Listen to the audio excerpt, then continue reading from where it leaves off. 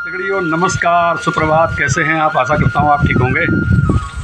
दगड़ियों आज बहुत दिनों के बाद बना रहा हूँ ब्लॉग, क्योंकि बीच में थोड़ा तबीयत हो गई थी ख़राब और कुछ एक आध जगह अगल बगल में पड़ोस में शादियाँ भी थी, तो थोड़ा शादियों के चक्कर में भी बिज़ी हो गया था।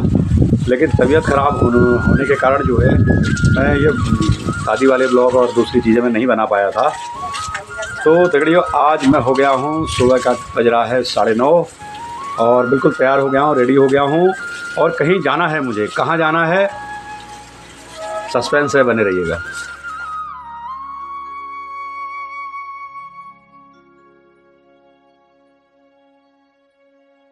तो यार दगड़ियों मैं तो हो गया था तैयार और वेट कर रहा था मनोज का। मनोज गया हुआ था गोला और गोला से अपना काम करके वो थोड़ी देर पहले उसका फ़ोन आया था कि मैं नहा रहा हूँ और नहा के वो आ चुका है और मैं उसी का वेट कर रहा था। तो ये आ गया है मनोज,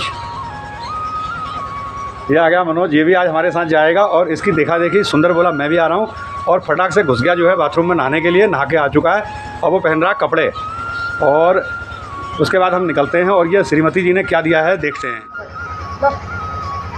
क्या है ये?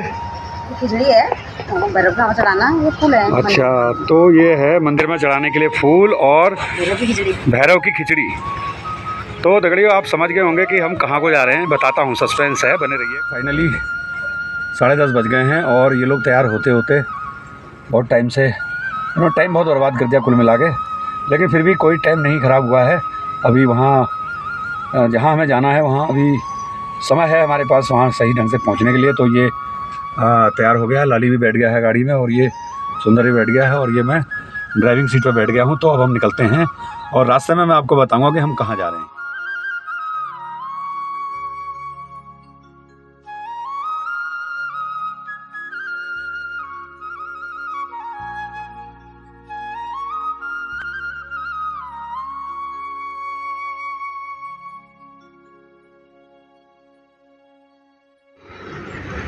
तो यार दगड़ियों हम पहुंच चुके हैं गोला गेट में। ये गोला गेट जो है बिंदु खत्ते का प्रसिद्ध गेट माना जाता है और यहाँ से गोला नदी से रेता बजरी की निकासी होती है। तो यहाँ से ये देख रहे हैं आप, ये यहाँ से ट्रक निकल रहे हैं, ये रेता बजरी से लदे हुए। यहाँ पे खनन व्यवसाय होता है इस गोला नदी से। तो ये सामने देखिए आप, सामने निकासी चौकी है और यहीं से रास्ता जाता है गोला नदी को। और ये निकासी चौकी लाल कुआं गेट लिखा हुआ है यहाँ पे आप देख सकते हैं। गोला ढांग है ये और गोला रजी तराई पूर्वी वन प्रभाग के अंतर्गत आता है और ये चौकी है यहाँ पे। तो दगड़ियों यहाँ से निकलेंगे सीधे गोला नदी पे। कि आप गोला नदी पे हम पहुँच चुके हैं और ये नदी के किनारे जो है वो खनिज से लदे हुए वाहन कतार में खड़े हैं और अपनी अपनी बारी की प्रतीक्षा कर रहे हैं यहाँ से निकासी के लिए। और जहाँ से हम आए थे वहाँ पे निकासी चौकी है, वहाँ से टोल वगैरह होकर निकलती है। और ये सामने ढाबा है चाय पानी का, खाने पीने का, आप देख सकते हैं। यहाँ पे बहुत ही ड्राइवर वगैरह जितने भी गोला खनन से जुड़े हुए कारोबारी लोग हैं यहाँ पे दिन में अपना सुबह शाम जलपान वगैरह ग्रहण करते हैं यहाँ पे। और ये लगी हुई हैं लंबी कतारें, दूर दूर तक आप देख सकते हैं गोला नदी से निकासी हो रही है। तो हमें जाना है, ये सामने आप नदी देख रहे हैं, नदी पार करके हमें जाना है जंगल की तरफ। आजकल गर्मियों में नदी में पानी नहीं होता है, थोड़ा सा पानी होता है हल्का फुल्का। ये देख सकते हैं आप, थोड़ा सा पानी है यहाँ पे और थोड़ा सा पानी आगे होगा। बाकी लगभग ये नदी सूखी रहती है, देख सकते हैं आप।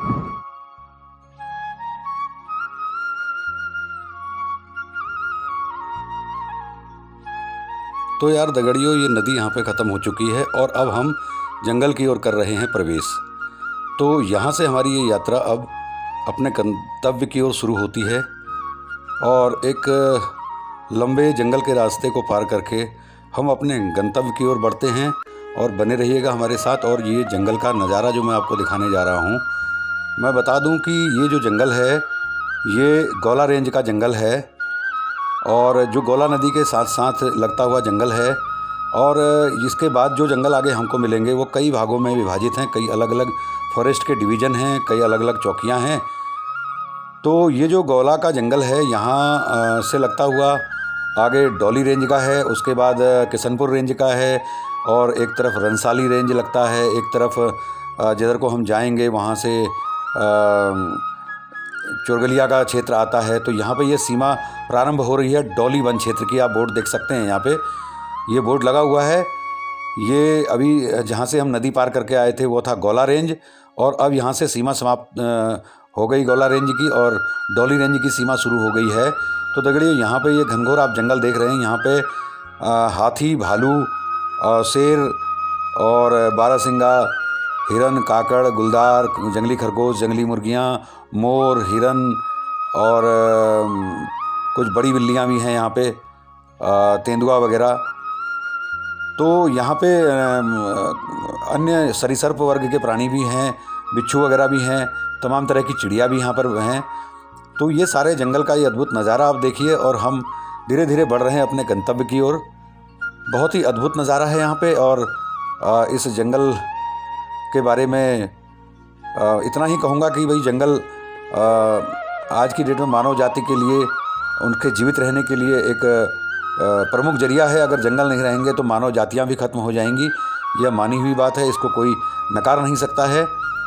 और इस जंगल में दगड़ियों जितनी नज़र वन विभाग वालों की होती है उससे कहीं ज़्यादा बेहतरीन नज़र जो है चोरों की होती है। तो यहाँ पे हम ये पहुँच चुके हैं डोली रेंज में, और ये यहाँ पे निकासी चौकी है एक और डोली रेंज की।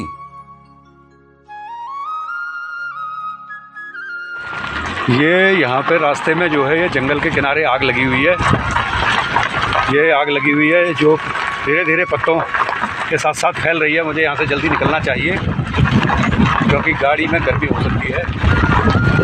ये देखिए धीरे धीरे आग लग रही है, लेकिन ये आग जो है लगी है या लगाई गई है इसका पता नहीं है। अगर लगाई गई है तो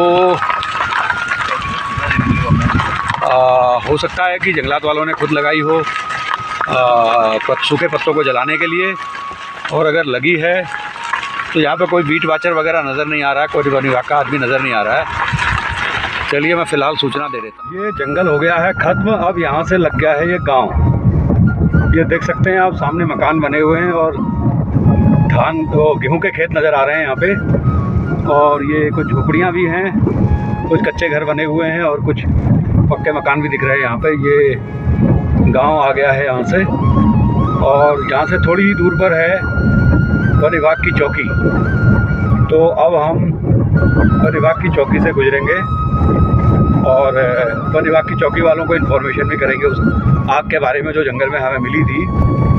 बने रहिएगा ब्लॉग में मेरे साथ, और आज का ब्लॉग सस्पेंस भरा है दगड़ियों।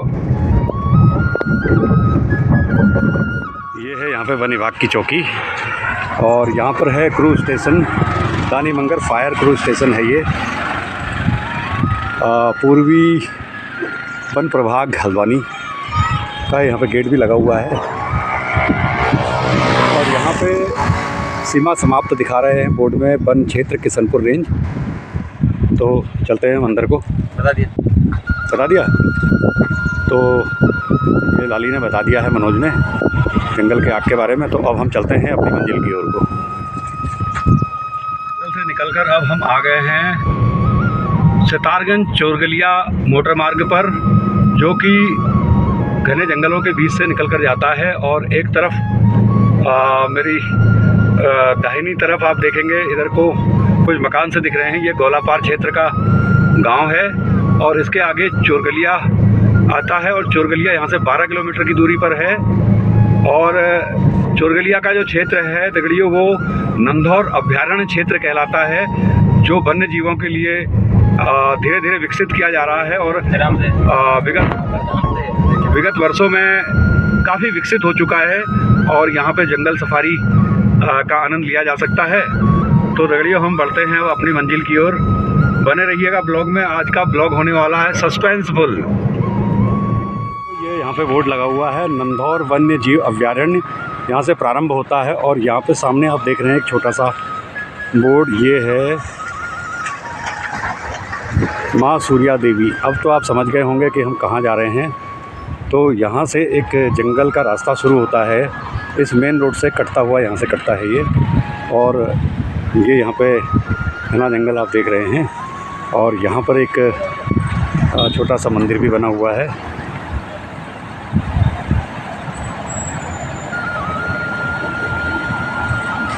विभाग का गेट भी बना हुआ है। और जो ये सामने आप देख रहे हैं यहाँ पे है सूर्या नाला। और इस नाले का नाम सूर्या नाला है, शायद इसी वजह से इस वन क्षेत्र को सूर्या माता के नाम से या सूर्या देवी के नाम से जाना जाता है। तो दगड़ियों, अब हम निकलते हैं इस जंगल के मार्ग से सूर्या देवी को। और यहाँ पे ये पंडित जी यहाँ पर तिलक लगाकर सभी भक्तगणों का जो है वो आशीर्वाद दे रहे हैं। और बहुत ही मनमोहक और माता जी का यहाँ पे वो है। प्रणाम पंडित जी। जय माता दी, जय माता दी। भारतवर्ष का उत्तराखंड राज्य अनेकों देवी देवताओं का निवास स्थान माना जाता है। आज मैं आपको उत्तराखंड राज्य के नैनीताल जिले में स्थित मां सूर्या देवी के चमत्कारिक मंदिर में लिए चलता हूं। हो सकता है कि आप लोगों में से अधिकतर लोगों ने मां सूर्या देवी का नाम न सुना हो, परंतु स्थानीय लोगों के अनुसार देवी का यह स्वरूप जल्दी प्रसन्न होने वाला तथा इस कलयुग में तुरंत फल देने वाला है। बेहद लंबे और दुर्गम रास्तों से होकर निर्जन व घने स्थान में यह देवी स्थित है। इसके बावजूद हर रोज यहाँ पहुँचने वाले हजारों श्रद्धालुओं की संख्या व जोश देखकर मां सूर्या देवी की महिमा स्वतः महसूस की जा सकती है। मां सूर्या देवी मंदिर की हल्द्वानी से दूरी 31 किलोमीटर तथा नैनीताल से 59 किलोमीटर है। हम अपने गांव संजय नगर बिंदुखत्ता से गौला गेट, लालकुआं गेट से होकर गौला नदी पार करके मंदिर के लिए निकले, जो कि गौला रेंज व डॉली रेंज के जंगलों वाले रास्ते से काफ़ी नज़दीक है। इससे आगे का रास्ता लगभग 5 किलोमीटर का है, जो कच्चा और घनघोर जंगलों से घिरा है। यहाँ पर श्रद्धालुओं का सामना कभी कभी जंगली हाथियों, शेरों व अन्य जंगली जानवरों से हो जाता है। काफ़ी लोगों के लिए यह यात्रा एक एडवेंचर से कम नहीं होती है। कुछ स्थानों पर श्रद्धालुओं को पानी से भरे पहाड़ी नालों से भी गुजरना पड़ता है।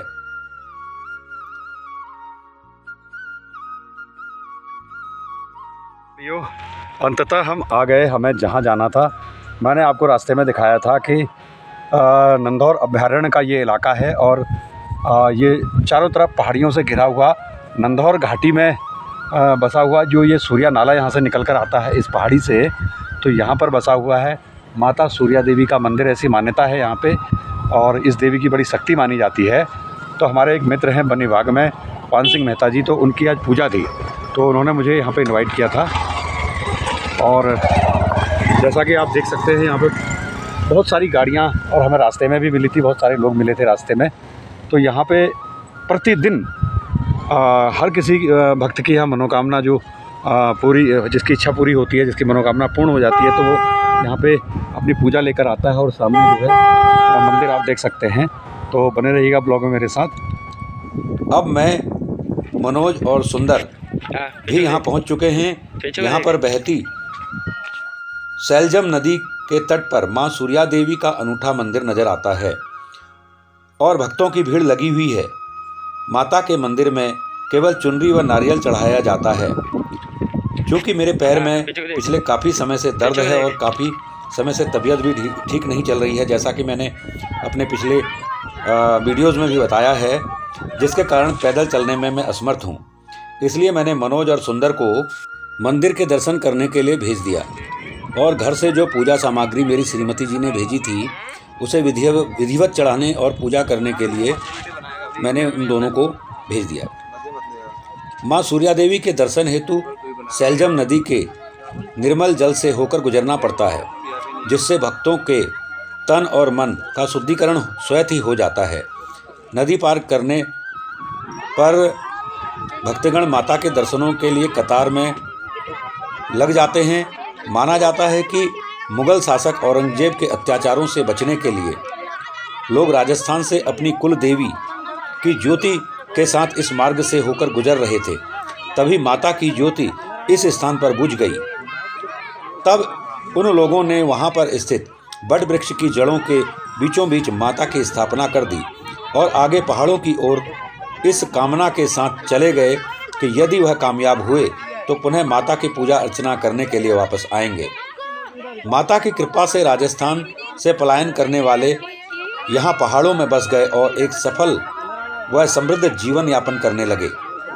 इस प्रकार उनकी मनोकामना पूर्ण होने पर लोगों का यहाँ आना जाना प्रारंभ हो गया। आज यहाँ आने वाले श्रद्धालुओं की संख्या दिनों दिन बढ़ती जा रही है। माता के इस मंदिर के कुछ चमत्कारिक रहस्यों की अनेकों किंवदंतियां हैं। कहा जाता है कि माता का मंदिर बट वृक्ष की जड़ों के नीचे उसी प्रकार विद्यमान है जिस रूप में स्थापित किया गया था। यह मंदिर बिल्कुल नदी के किनारे जल से स्पर्श करते हुए स्थित है, जिसमें वर्षा काल के समय उफान के साथ अथाह जल प्रवाह मंदिर के ऊपर से होकर निकल जाता है, लेकिन मंदिर को आज तक कोई नुकसान नहीं हुआ। यहाँ के स्थानीय और बुजुर्ग क्षेत्रवासियों का मानना है कि नवरात्रि के समय माता की सवारी शेर दिन में 9 दिनों तक लगातार एक बार दर्शन करने आता है और मंदिर में दर्शन करके चला जाता है। यह भी माना जाता है कि सच्चे मन से मन्नत मांगने पर मां सूर्या देवी तुरंत फल देने वाली है और भक्तों की कामना को पूर्ण करने वाली है। लाखों श्रद्धालु माता के दर्शन एवं अपनी मनोकामना पूर्ति हेतु बार बार यहाँ आते हैं। मन्नत पूरी होने पर भजन कीर्तन पूजा अर्चना की जाती है। यहाँ पर लोग परिवार सहित हजारों की संख्या में jeep, tractor trolley, car, motorcycle पर सवार होकर तथा कुछ श्रद्धालु पैदल ही चलकर मां सूर्या देवी के जयकारे लगाते हुए दुर्गम रास्तों से होते हुए यहाँ पहुँचते हैं और संपूर्ण नदी तट पर भक्तिमय माहौल हो जाता है और मनमोहक दृश्य उत्पन्न हो जाता है। मां सूर्या देवी मंदिर से 50 मीटर की दूरी पर भैरव का मंदिर है, जहां खिचड़ी आदि चढ़ाई जाती है। स्थानीय लोग यहां पर बलि पूजा को भी मान्यता देते हैं और मनोकामना पूर्ण होने पर बकरे की बलि दी जाती है। हमारे मित्र पान सिंह मेहता जी, जो कि वन विभाग में हैं, उनकी भी मनोकामना पूर्ण हुई, तो उन्होंने अपनी इस पूजा पर मुझे आमंत्रित किया। तो चूँकि माता का दर्शन करने की चाहत थी और काफ़ी समय से मैं यहाँ पहले भी कई बार आ चुका हूँ, लेकिन इस बार मैंने सोचा कि भक्तों के लिए यह खासकर वीडियो बनाऊं और इसलिए मैं यहाँ आया और मैंने पान सिंह मेहता जी के जो पूजा वगैरह थी उसमें भी शामिल हुआ।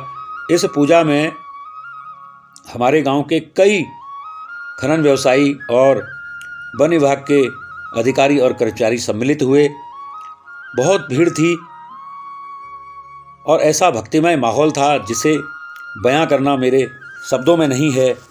लोग जत्थे जत्थे में आकर नदी तट पर किनारे किनारे अपनी रसोई लगाते हैं तथा तरह तरह के पकवान बनाए जाते हैं और इस पूजा में बुलाए गए अपने सभी इष्ट मित्रों, रिश्तेदारों, दोस्तों, पड़ोसियों को प्रसाद वितरण के बाद भोजन कराया जाता है। मां सूर्या देवी मंदिर के सामने नदी की दूसरी ओर लगभग 150 मीटर की दूरी पर बाबा नेमिदास आश्रम है, जिन्होंने इस निर्जन स्थान पर मां की भक्ति एवं श्रद्धालुओं की सेवा की और इस कार्य में उन्होंने अपना संपूर्ण जीवन समर्पित कर दिया। इस स्थान पर बाबा नौमीदास की एक प्रतिमा विराजमान है। प्रकृति की गोद में यह आश्रम अत्यंत आनंद की अनुभूति कराता है, जहाँ पर आपको दिन गुजर जाने का एहसास तक नहीं होता और यहाँ पर एक गोलाकार पत्थर की शिला भी रखी हुई है। ऐसा माना जाता है कि जो इस शिला को उठा लेता है, माता उसकी मनोकामना अति शीघ्र पूर्ण करती है। दगड़ियों, जब माता की कृपा होती है तो ना वृद्ध हों, बीमार हों और दिव्यांग भक्त हों, वो भी यहाँ खिंचे चले आते हैं। माता के श्री चरणों में पूजा अर्चना करने के उपरांत नदी पार करके माता को नमन करते हुए नई उमंगों और नई मनोकामना के साथ प्रसन्न मुद्रा में पुनः दर्शन की इच्छा लेकर वहाँ से प्रस्थान करते हैं। माँ सूर्या देवी के इस दुर्गम स्थान की जानकारी आपको ज़रूर अच्छी लगी होगी। यदि अच्छी लगी तो लाइक ज़रूर कर दीजिएगा, तो यदि चैनल में नए हैं तो सब्सक्राइब भी कर दीजिएगा तथा माता की महिमा के महात्म्य की जानकारी अन्य लोगों को भी साझा कीजिएगा तथा अपने मित्रों रिश्तेदारों को भी इस वीडियो का लिंक भेजकर शेयर कर दीजिएगा। और जिन्होंने अभी तक मेरा चैनल आनंदा भाबरी सब्सक्राइब नहीं किया है, उनसे मेरी गुजारिश है कि यदि वीडियो आपको अच्छा लगे तो लाइक कर दीजिए, शेयर कर दीजिए और सब्सक्राइब कर दीजिए तथा कमेंट करके मुझे अवगत कराइए कि आप मेरे चैनल में और क्या क्या देखना चाहते हैं और क्या आपको अच्छा लग रहा है, क्या बुरा लग रहा है। यदि आप कमेंट करके मुझे नहीं बता पाएंगे तो मैं भी उसमें जो आवश्यक संशोधन है, उसमें जो और बेहतर मैं कर सकता हूँ, वो मैं करने का प्रयास तभी कर पाऊँगा जब आप मुझे अपनी राय देंगे और अपना सहयोग देंगे, अपना आशीर्वाद देंगे। इसी के साथ मैं विदा लेता हूँ। बने रहिएगा ब्लॉग में और इसी तरह के बहुत सारे वीडियो देखने के लिए मेरा चैनल लाइक ज़रूर कर दीजिएगा, शेयर कर दीजिएगा, सब्सक्राइब कर दीजिएगा और बेल आइकन का बटन ज़रूर प्रेस करिएगा ताकि मेरे आने वाली वीडियो की नोटिफिकेशन आप सब तक पहुंच जाए। धन्यवाद, नमस्कार, पैलाक। कोटलिया, मैं यहाँ पे कोषाध्यक्ष के उस पे हूँ समिति पे। और जो माँ सूर्या देवी की यहाँ पे लोगों की आस्था है, यहाँ पे सभी लोगों की जो मनोकामनाएं पूर्ण होती हैं। और आदिकाल से जिस समय औरंगजेब का अत्याचार चल रहा था, उस समय माँ सूर्या देवी अपने जो स्थान थी वहाँ से यहाँ को आई। तो कहते हैं यहाँ पे आके जो उनका एक दिया था वो बुझ गया, तो उस समय से माँ सूर्या देवी यहाँ पे आस्था के रूप में पूजी जाती है। और यहाँ के जो क्षेत्र के लोग हैं उनकी श्रवण की देवी के नाम से भी इसको कहा जाता है। सबसे पहले तो माँ का जो स्वरूप है वो एकदम तुरंत ही फल देने वाला है, इसलिए लोग यहाँ पे एकदम आते हैं और अपनी मनोकामना पूर्ण होते ही दोबारा फिर आते हैं।